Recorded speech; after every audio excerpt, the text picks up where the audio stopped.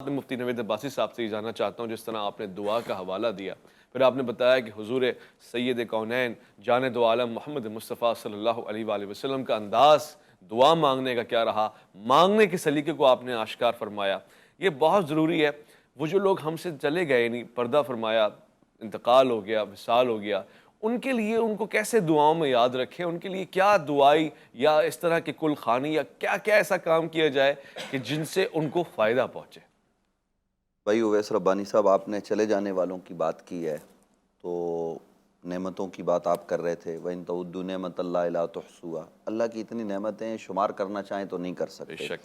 یہ وطن اللہ کی نعمت ہے، آہا۔ اور میری اور آپ کی حفاظت کرنے والے فوجی بھی اللہ کی نعمت ہیں، اس کی برکت ہے۔ کیونکہ چلے جانے والوں کی بات ہوئی ہے تو ہم مذمت بھی کرتے ہیں، یقیناً آپ بھی کریں گے کہ کل ہی کے دن یعنی رات ہی گوادر میں، پسنی میں، وہاں 14 فوجی جوانوں کو شہید کر دیا گیا۔ اِنَّا لِلَّهِ وَإِنَّا إِلَيْهِ راجعون۔ اسی طرح KPK میں تو ہم اس کی مذمت کرتے ہوئے بارگاہ رب العزت میں دعا گو ہیں، اور پوری قوم سے یہ گزارش کرنا چاہتے ہیں آپ کے اس چینل کے ذریعے کہ پاک فوج کے ان جوانوں کے درجات میں جو یقیناً شہید ہیں لیکن ان کے درجات میں بلندی کی دعا کریں۔ اسی طریقے سے جو فلسطین میں شہداء ہیں، ہم تو دعا کر سکتے ہیں نا، ہمارے پاس کیا ہے؟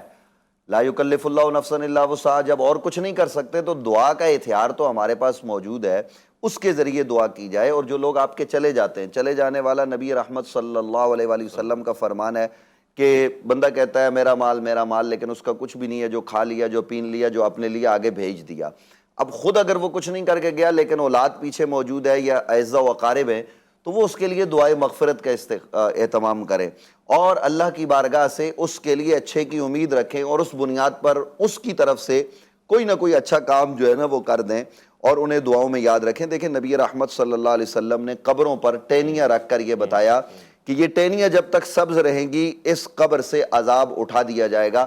تو وہ ٹہنیاں نبی علیہ السلام کے ہاتھ سے رکھی گئی تھی، بھلا وہ کیسے جو ہے نا وہ مرجا سکتی ہیں؟ بے شک۔ تو اللہ کے حبیب صلی اللہ علیہ وسلم ہمیں طریقے بتا گئے، اور میں یہ گزارش کرنا چاہتا ہوں کہ آپ نے حضرت امام زین العابدین کی بات کی، خود نبی علیہ السلام کو دیکھیے، خاص رات میں سیدہ عائشہ صدیقہ رضی اللہ تعالی عنہ فرماتی ہیں کہ جنت البقیع میں بارش کے حال میں وہاں جا کے نبی علیہ السلام سر سجدے میں رکھ کر اللہ کی بارگاہ میں رو رو کر التجائیں کر رہے ہیں، مانگ رہے ہیں اپنی امت کے لیے، اے پروردگار میری امت کا کیا ہوگا، اس کا اختیار دے دے، اس کو بخشش عطا فرما دے۔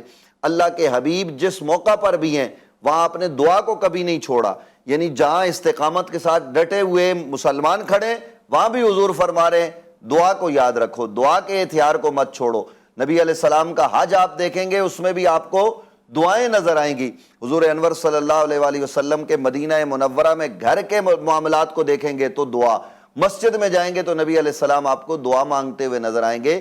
تو یہ دعا مومن کا ہتھیار ہے، دعا یہ عبادت ہے، تو اس عبادت کو ہمیں ترک نہیں کرنا چاہیے۔ اور چلتے چلتے میں یہ عرض کر دوں کہ دعا صرف اور صرف اللہ سے مانگی جائے گی، کسی اور سے دعا نہیں مانگی جا سکتی۔ ہاں کسی اور کا وسیلہ دعا میں پیش کیا جا سکتا ہے، اور اس کی نظیریں قرآن میں نبی علیہ السلام کے فرامین میں موجود ہیں۔